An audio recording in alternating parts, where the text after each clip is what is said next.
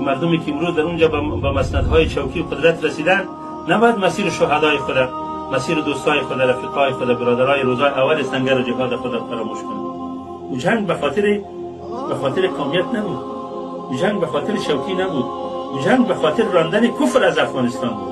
اگر کفر کمونیستی شکست خورد، چرا کفر امریکایی، کفر صلیبی جانشین از او شود؟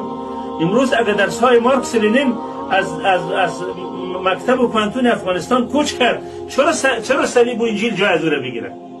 آخر یک ذره تلخی جوانی پیدا کنید. نه این مطابت با شما تا آخر میماند، نه این جوانی براتان تا آخر میماند.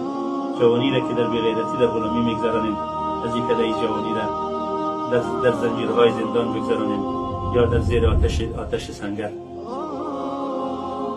پرخون و پرغبار زندگی کردن در سنگر جهاد بهتر است که نظر به این که در قصرهای که دود